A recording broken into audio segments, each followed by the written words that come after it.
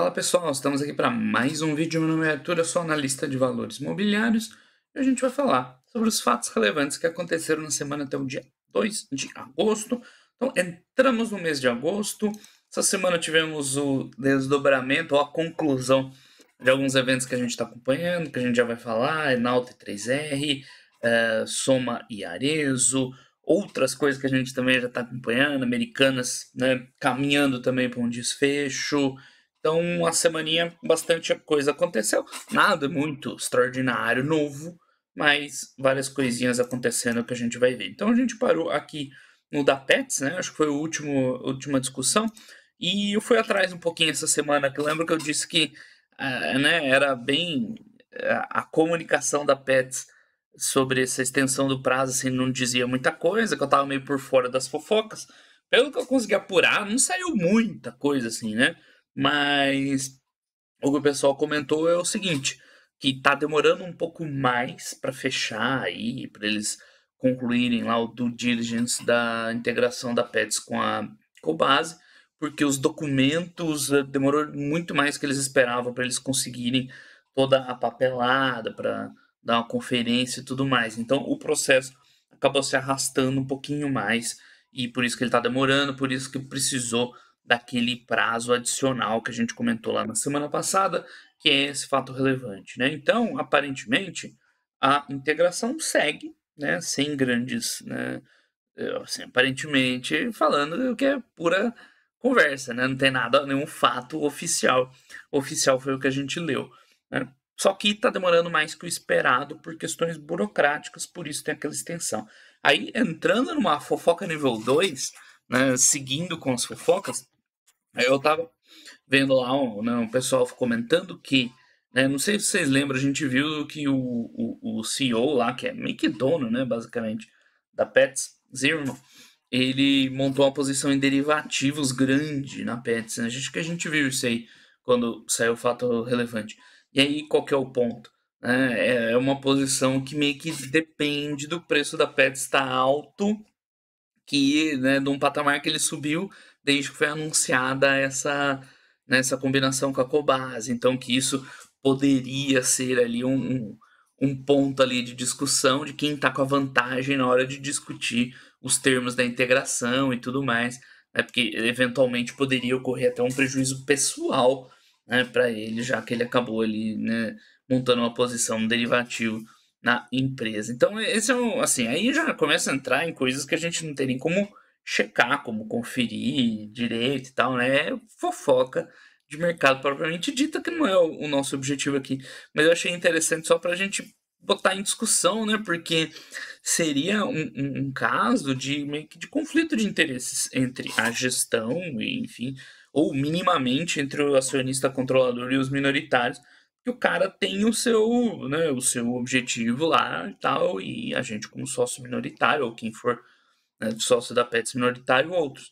Né? Mas no caso, é interessante porque assim, não é um conflito, né? São interesses diferentes, mas no final todo mundo quer que a Pets, né, tenha bons resultados futuros e tal. Agora, se isso acabar prejudicando uma eventual relação de troca, né? A Pets ter que acabar pagando um pouco mais caro na Cobase, né, por conta ali, né, de uma necessidade, do interesse pessoal, né, aí sim, né, acaba entrando em colisão, em conflito, interesses de controlador e de minoritários. Então, mais um caso aí para a gente acompanhar e ver o desfecho, certo? A princípio, nada de errado, é claro, é aquilo que eu tô falando, tudo especulação, pelo que a gente viu aí na internet e tal. Nada correto, mas só, né, vale a discussão teórica aí, né? Vamos ver que fim que leva essa história, porque eventualmente pode ser um caso desses, né? Que no final acabou tendo um conflito de interesses. Sei, né? A princípio, acho que tem tudo para sair a junção e vai ficar do jeito que estava, tudo certo, bom para todo mundo. Né? Esse é o mundo que a gente busca, porque é óbvio que você vai ter interesses distintos. Né? Ninguém tá aí no mercado porque é bonzinho, porque quer fazer filantropia e tudo mais, não é isso. Né? Mas o que a gente espera é que os interesses dos diferentes players eles converjam, né? Então, claro, o controlador vai ter o interesse dele, mas a ideia é que a gente entre na esteira e aproveite junto. É isso. Não é sobre, não, a gente tem que buscar uma gestão que vai, né, priorizar os minoritários em detrimento. Não, você não existe, né? É ingênuo. Mas que minimamente os interesses estejam alinhados. Que aí sim, né? O cara vai buscar o dele, mas acaba levando o nosso junto. Então vamos ver, né? Por enquanto, igual eu falei, não tem nada certo, nada concreto. Vamos aguardar o desdobramento aí, né? O prazo estendido vai até final de agosto, mais ou menos. A gente deve ter novidades. No call de resultados da PEX vai ser uma loucura de gente perguntando. Então, interessante de acompanhar. Estamos encerrando algumas histórias aí do mercado e iniciando outras que vai ser legal, tá certo? Então aí atualizando vocês sobre a Pets, que de fato foi meio surpreendente, né? Não estava sabendo da história semana passada. Só vendo nas AMPs tem alguma coisa diferente, se é só o aumento de capital. Lembra que a gente comentou que Zamp e Marisa estavam abrindo capital, da diluição e tal.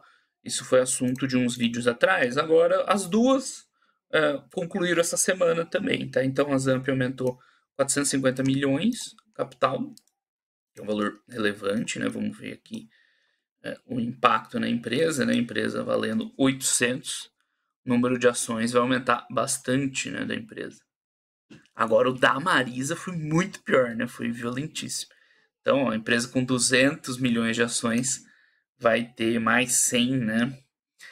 Vai dar uma estragada boa aí na base acionária, 3,42, que é um preço bem baixo. Claro, né? Preço baixo relativamente ao passado, então deu uma diluída pesada aí na Zamp, consequência dos resultados não muito favoráveis da empresa nos últimos períodos, né? Mas tudo bem, vamos adiante. Tenho falado muito da Zamp, né? Muito comentário para uma empresa pouco interessante. E a gente vai ver que a Marisa aconteceu a mesma coisa, né? Também fechou o aumento de capital. Por falar em empresas, né? No meio de uma história, a das Americanas segue. Eu acho que não tem nada para comentar essa semana, porque ela está encaminhando aí para um desfecho, né? Houve aí os pontos chaves, né, foram concluídos, a integralização de capital, a conversão da dívida, a base acionária. Lembra que a gente viu semana passada? Fresquinho, né? Tinha acabado de aumentar. Quando o Eduardo mandou um e-mail, ainda não tinha atualizado a base acionária. Aí a hora que eu fui gravar, já estava aqui, tinha acabado de ver. A base acionária das Americanas foi nas alturas, coisa que a gente já tinha avisado, seria a consequência, né? Já expliquei isso aí tudo certinho para vocês. 20 bilhões de ações. E agora ainda tem mais uns trâmites. E vai para lá, vai para cá, emitiu debenture nova e registrou. O que mais tem aqui? As novas ações lá, né? Estão sendo ali entregues aí para quem é de direito. Deve ser considerada data de fechamento. Então, né, caminhando para encerrar e começar aí a vida das novas americanas, tá? Então, mais uma história que está perto de se encerrar. A Atom, essa história aqui, né? Vou nem comentar muito, porque já me enrolei num vídeo falando dela, porque eu não tinha noção. Mas depois eu expliquei, né? Os caras fizeram uma gambiarra societária lá violenta. Vida que segue, que mais?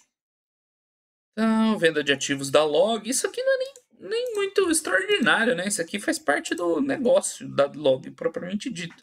Né? A empresa desenvolve imóveis e eventualmente vende, né? Não todos, mas vende oportunamente quando ela acredita que é interessante para a geração de valor, até porque ela precisa reciclar capital. Então, deixa eu falar um pouquinho da Log. Log tem um vídeo, tem uma live que a gente falou dela lá, logo que eu entrei no Fundamentei. Bem no início do ano passado. Então, o negócio da Log é desenvolver imóveis para vender, né? Ou alugar, barra alugar, né? Não é ou. Por quê? Se a empresa, acho que se ela pudesse, ela não venderia, ela só ficaria alugando, constrói, aluga e vai crescendo a renda. Só que não tem como, velho, precisa de dinheiro. Então, para manter um business desse, desenvolvimento de imóveis, você precisa de muito capital. Aí, ou você vai fazer igual os REITs fazem, faz muita emissão, vai expandindo a base acionária para sustentar o crescimento. Ainda assim, vende alguma coisa de vez em quando, né? Claro, tem REITs e REITs, aí tem coisas muito diferentes, mas eles vão, né, a grande maioria vai expandindo a base acionária baseado em novas emissões para financiar essa expansão, porque a gente olhando aqui do ponto de vista caixa, Você vê FCLs negativos, bem negativos recorrentemente, tá? Ou você faz uma estratégia mais como a do log, né? Aqui no Brasil, essas emissões contínuas assim é meio estranho, né? O mercado não é tão maduro assim. Então você vai vendendo muitos deles, porque aí você recicla o capital, né? Você gastou X para desenvolver, vamos supor que você vende por 2x, beleza, ganhou dinheiro e bota esses 2x para desenvolver mais imóvel, aí deixa uns alugando, vende outros e vai gerenciando assim e crescendo. É assim que a empresa funciona, né? Esse é o mecanismo de geração de valor. Cuidado com a log na hora de olhar o resultado da DRE, tá? Porque eles acabam reconhecendo valorização de imóvel na DRE. É esquisito, né? Eu não gosto de empresa de equity no Brasil, né? Eu fiz aquele vídeo lá da log, a gente discutiu, mostrei os pontos, eu achei interessante. Então, essa questão das vendas de ativo da log é algo normal, não é não recorrente, né? É algo absolutamente, né, do negócio em si.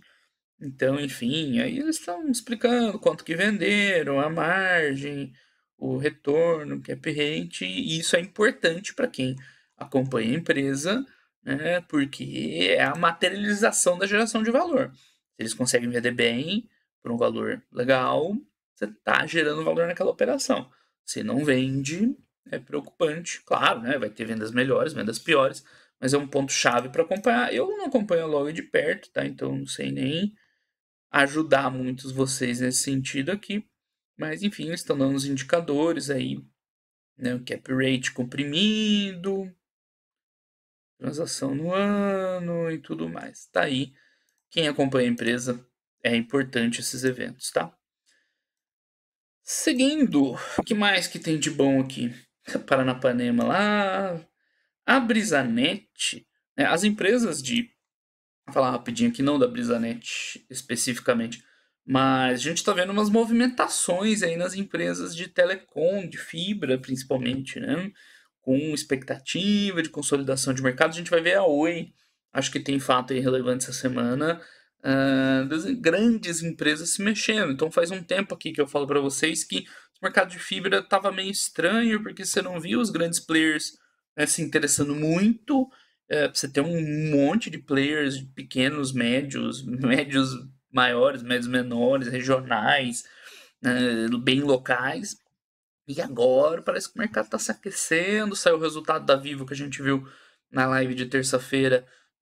Pessoal comentando, né? Depois eu fui ver o call e tal. Comentando sobre isso, sobre eventualmente. Lembra que eu falei que a empresa tinha uma situação de caixa legal e tal, que dá opções? É justamente o que eles comentaram depois no call, que eles estão de olho aí. Se aparecer uma oportunidade no preço certo, começar o movimento de aquisições e consolidação desse mercado, né? Interessante. Aí vai mexer bastante nesse mercado. A Vivo já foi linkada com a desktop, né, com uma possível proposta para a desktop. Né? Enfim, você tem a TIM numa situação também parecida com o balanço sólido pronto para fazer novas aquisições. Você tem 3 ISPs aqui, né, de médio grande porte listada na bolsa, Brisanet, a Desktop e a Unifique, que são interessantes. Então, talvez dê uma aquecida no mercado daqui em diante. Vamos acompanhar também esse movimento, né? Lembrando, essas pequenas, tipo a Unifique, ela é bem ativa em aquisições, mas são micro aquisições quando você olha da perspectiva de um player grande desse. Ela vai comprando players bem menores que ela, né? E ela mesma é um player regional. Então, a hora que uma Vivo, que uma TIM, que uma outra grande telecom entrar nesse mercado, vai dar uma bagunçada interessante. E a gente vai ver quem está comprando, quem está vendendo, quanto está pagando, vai ser um pouco animado. Eu acho que isso é inevitável, tá? Vai acontecer mais cedo ou mais tarde, que, enfim, a fibra vai se consolidar, né, como uma tecnologia aí para se utilizar aí em larga escala e tal. Internet, obviamente, todo mundo vai precisar cada vez mais e o povo vai atrás de ganhar dinheiro com isso aí. Então vamos acompanhar os próximos capítulos, tá? Então, seguindo aí, a Cora lá tá enrolada. Parece que deu errado o negócio da Cora Saúde, né? Que eles queriam retroceder e sair do novo mercado. Parece que não rolou, pelo que eu vi.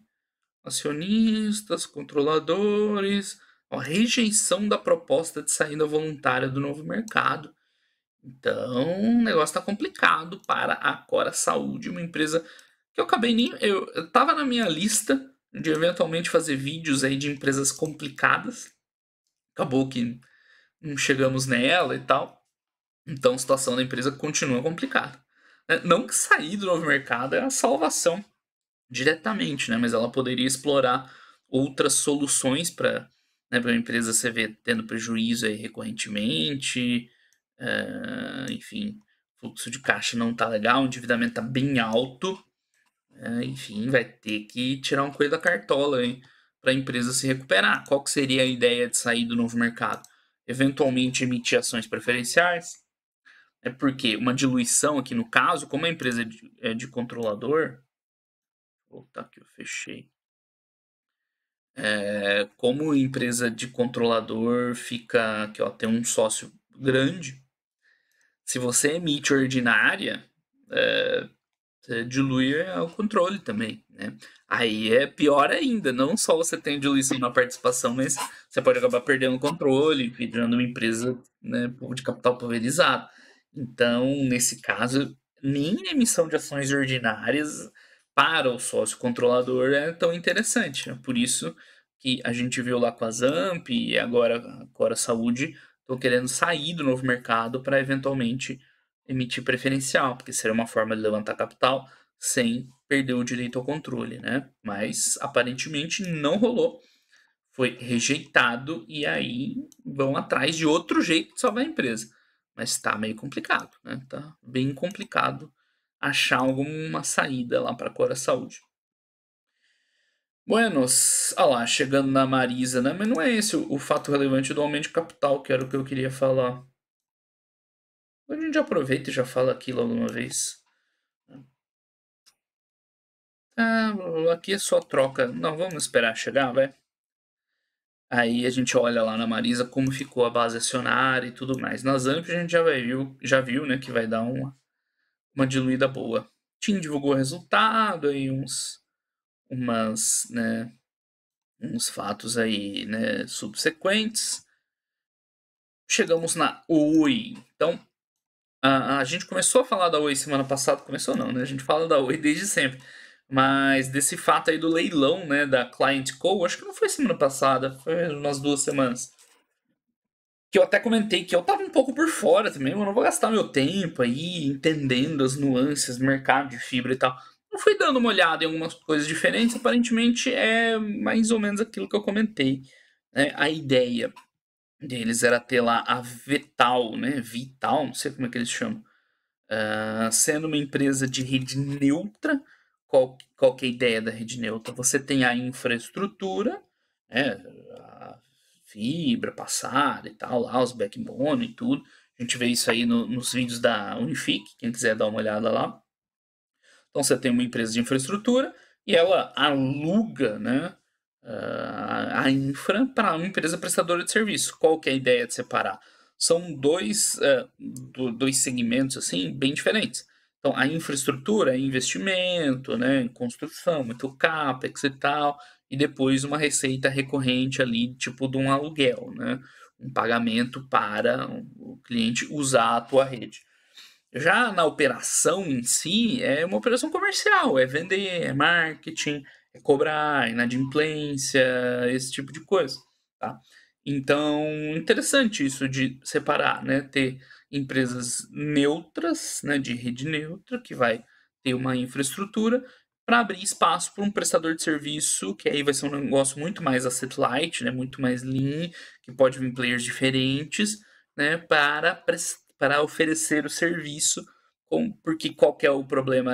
A infraestrutura é uma barreira de entrada, porque eu quero abrir um provedor e tal, pô, precisa ter bala na agulha para montar minimamente uma infra para poder oferecer meu serviço. Se você tiver prestadores, né, das chamadas rede neutra, você diminui muito essa barreira de entrada e pode ficar mais dinâmico né, o business aí de fornecimento de internet, né? Só que, voltando aí na situação da Oi, a ideia era essa, era ter a Vital lá de rede neutra e vender a carteira de clientes que hoje são clientes da Oi Fibra. Então esse era o ponto, levantar uma grana a empresa ia ficar ali, né, recebendo e tal, mas essa operação ficaria a cargo de outro player. As consequências a gente já viu, né? Não teve interessados, ou melhor, teve a Liga, mas ofereceu um valor ridículo. A Liga, acho que é do Paraná, se não me engano, que foi rejeitado. Esse fato relevante é exatamente isso, né? Os credores da Oi, porque a Oi está em recuperação judicial, né, eles rejeitaram a proposta da Liga Telecomunicações. Ela foi um valor muito abaixo do mínimo, né? Eu não sei como você faz uma oferta abaixo do mínimo, não me pergunte isso, mas foi uma oferta ridícula. Então os credores precisam daquela grana, né? Porque ela está nas contas do plano de recuperação, os pagamentos. Então rejeitaram, agora vai ter uma segunda rodada com possíveis ofertas, que aí o pessoal já está, né, também, as especulações, e eventualmente, se não rolar nenhuma oferta aceitável, o que vai acontecer? A Vital tem um compromisso de assumir esses clientes, tá? Não era o planejado, não era o ideal, porque como é que você vai ser uma empresa da rede neutra? Você vai oferecer seus serviços para diversos provedores e você vai ter um provedor, tipo, você vai concorrer com os seus clientes, né? É um negócio meio esquisito, mas se não tiver outro jeito, vai ter que ser assim.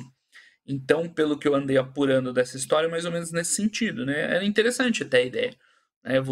A Oi foi vendendo, vendendo ativa até não ter mais nada, aí deu uma terceirizada, né? Vendeu a carteira de clientes para ficar ali só num core, mas mesmo isso está difícil e é possível que no final tenha esse desfecho, né? Que seria estranho, né? A própria Vital administrar os clientes e aí depois, eventualmente, buscar um comprador em outro contexto, ou fazer um spin-off, uma coisa assim, porque a ideia da rede neutra não é essa, é justamente o contrário. É você ter a infraestrutura e alugar ela, né? Oferecer ela para quem quiser prestar o serviço, não para você prestar o serviço junto. Então vamos ver que fim isso leva. Então a novela da Oi está longe de acabar. Né? Não teve ofertas, vão buscar uma segunda rodada, parece que já tem interessados. Vamos ver as ofertas também. Se não tiver jeito, vai ficar na Vital, mas vai ficar num jeito esquisito. Compromete a recuperação judicial da Oi. Então, né, não tá fácil para a Oi. E isso acaba sendo importante para esse mercado de fibra que eu estava comentando antes, né? Porque se esse mercado de esse modelo, né, de provedor neutro já começar meio capenga, né, assim por exemplo, com um player grande igual a Vital, né, talvez não seja um modelo que se desenrole para as outras telecoms, né, a se observar esse ponto aí. Então, sobre a Oi é isso, tá no meio da conversa ainda, nada certo, nada resolvido. Bom, 3R e Enalta resolveu, acabou, não tem mais o que falar. Né? As empresas se juntaram, passou a negociar tudo 3R agora, né? A 3R engloba a Enalta a partir de agora, não negocia mais. Enalta e a 3R tem todos os ativos da Enalta, é isso, né? Não é o contrário, por favor. Então aí você vai ver ali um aumento no valor de mercado da empresa, né? Uau, dobrou o valor de mercado da empresa? É, né? Porque ela é 2 vezes maior. Teve um aumento aí das ações de circulação, também, ó, 200 milhões para 400 milhões. E os números a partir de agora vão incluir os números da Enalta também. Né? Então, vamos ver o valor de mercado da 3R, agora é 3R mais Enalta. Né? E a Enalta acabou, eventualmente ela vai sair daqui. Né? Por enquanto, talvez até tenha a página no Fundamentei, mas logo que não tiver mais dado de negociação, ela vai acabar saindo. O último dia 31/7. Né? Então, Enalta acabou, né? Acabou como empresa, per se, empresa independente. Agora tá tudo dentro da 3R. Essa vai ser uma empresa interessante de acompanhar daqui em diante, né? Mas essa novela se encerrou. Então, Marco Polo, Brisanet, Telebrás. A Suzana a gente comentou recentemente, né? Das aquisições e aventuras. Vamos ver o que tem nesse fato relevante aqui da Oi. Se tem alguma novidade perto do que a gente estava falando, mas é aquilo, tá, pessoal? Tal, nova extensão de prazos. É mais a questão da recuperação judicial em si, né? Não da operação de venda lá da carteira de clientes. Então vamos embora, seguindo. Ainda tem a da. Não saiu como fato relevante? A.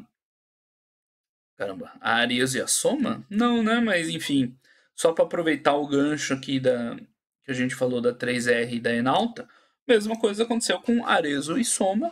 Né? As ações da Soma foram incorporadas pela Arezo, que agora se chama Asas 2100. Deixa eu ver se já está atualizado aqui. Provavelmente não, né? Ainda temos Arezo, né? Já mudou o código de negociação e tal. A Arezo já incorpora agora a Soma. Né? Então vai acontecer a mesma coisa. Da Arezo ainda não está aqui, então não sei se já atualizou, já está valendo. Acho que sim, né? Já conta com as duas empresas, Soma mais Arezo. Ou eu estou um pouco atrasado aqui, mas enfim, vai acontecer. Eu achava que já estava passada a régua. Mas mesma situação da 3R da Enalta, Soma por si só não existe mais. Né? Agora é Asas, que é a junção da Arezo e da Soma. Então depois eu confiro com o pessoal ali das páginas aqui do Fundamentei, mas é isso que vai acontecer, tá? Arezo como, né, Tícara e acaba, Soma acaba e surge a Asas. É aí, ó, pessoal, fiquem atentos ao histórico, que gera aqueles problemas, né? Como é que vai ficar o histórico lá das Asas. É, enfim, a gente vê lá com o Eduardo, mas provavelmente vai ter que escolher uma das empresas para deixar no histórico, né? É a vida. Quando tem uma reorganização societária assim grande, de criar uma empresa nova e tal, dá uma bagunçada boa, mas não podemos fazer nada, né? É a empresa que decidiu. Mas Arezo e Soma até segunda ordem acabaram, né? Viraram tudo a tal da Asas. E logo a gente vai ver aí como vai ficar aqui. Bom, terminando aqui, né? Deixa eu voltar, ver se a gente pulou alguma coisa. Recuperação judicial da Oi a gente já falou. Né? Finalmente aqui chegamos na Marisa, que é a mesma situação lá da Zamp. Né? Homologou o aumento de capital, e no caso da Marisa foi pesado. Né? Um aumento de capital de 600 milhões de reais com 400 milhões de novas ações. Isso aqui machucou muito, né? Fez um estrago violento. Vamos ver, vamos ver, vamos ver. Olha só o gráfico, né? Tá igualzinho o da Americanas. O gráfico da base acionária da Marisa, que com ela tinha 60, 70 milhões de ações, com mais 400 foi para 500 milhões. Uma diluição absurdamente alta, né? Acabando com qualquer chance de geração de valor para o acionista antigo da Marisa, né? Agora, enfim, começa do zero a empresa, não tão do zero, porque aqueles 600 milhões, pelo que eu me lembre, vai diminuir bem a dívida deles, né? Não vai zerar, né? Não vai resolver a vida. No caso das americanas, foi bem dramático, porque os caras enfiaram bilhões, né? Era uma dívida que com certeza os americanos não ia sair sozinho. Que não é tão extremo, mas a Marisa tá muito debilitada, né? A gente fez uma live dela recentemente aí, tá difícil até sair de uma dívida dessa abaixo de 1 bi. Então levantaram 600 milhões para tentar, né, salvar a empresa, acabaram com o valor dos acionistas e nem é garantido que ela vai se recuperar. Né? Para uma Americanas da vida tá muito mais fácil, por exemplo. Mas para a Marisa, não. Fiquei com a Arisa na cabeça. Então, mesma coisa que a gente falou nesse caso aqui das americanas, claro, um pouquinho menor, porque das americanas foi uma diluição massiva, que foi uma diluição muito alta, mas mesma coisa, mesmos impactos, diminui muito, né, a fatia do acionista. Isso aí vale para qualquer acionista, tanto para os grandes quanto para os pequenos, que o que foi diluído é só participação percentual, então tanto faz o quanto você teve. Então quem tinha a empresa antes dessa diluição, hoje praticamente impossível de voltar ao que era antes, a cotação não vai voltar no mesmo, né, no mesmo patamar, porque está considerando essa base diluída. Né? Tudo que a gente comentou dos americanos vale aqui para Marisa. Não foi uma diluição tão grande quanto as americanas, mas foi muito grande, tá? Se não fosse as americanas, eu ia estar falando que isso aqui é um absurdo, que eu nunca tinha visto um negócio desse, mas eu acabei de ver. Com as americanas a gente acabou de ver. Mas vale tudo, mesma coisinha, mesmo desfecho que para as americanas aqui para Marisa, e agora acompanhar a empresa com uma dívida menor, né? Ver se eles conseguem aos poucos Ainda teve sobras. Novo capital, 1 bilhão, foram 500 novas ações. Nossa, velho, que estrago. Um estrago muito, muito grande, tá? Isso aqui acaba com o valor do acionista, acaba. E, né, pessoal, tem gente por aí que ainda fala que não tem importância, né, essas diluições, pelo amor de Deus, né? Isso aqui é uma das piores coisas que pode acontecer para o acionista disparado. Eu acho que é isso aí. Segue aqui em alta, I3R, né, resolvido. Springs Global, Valide, TOTUS. E é isso, né? Encerramos os fatos relevantes dessa semana. Interessante essa semana, né? Várias coisinhas para comentar, uns fofoquinhos de mercado, né? Beleza. Umas histórias acabando, outras começando, outras no meio. Então, é importante é isso, a gente vai aprender nesse negócio da diluição mesmo. Pô, já tá expert, né? Vimos vários casos e tal, de grandes emissões, grandes diluições, então a gente tá ok. Por que que fica meio repetitivo? Porque nós estamos num momento que muitas empresas estão ali em situação financeira complicada. A hora que a gente viver um boom de mercado, todo mundo crescendo, você não vai ver isso aí mais. Né? Porque no momento do boom, todo mundo tem dinheiro.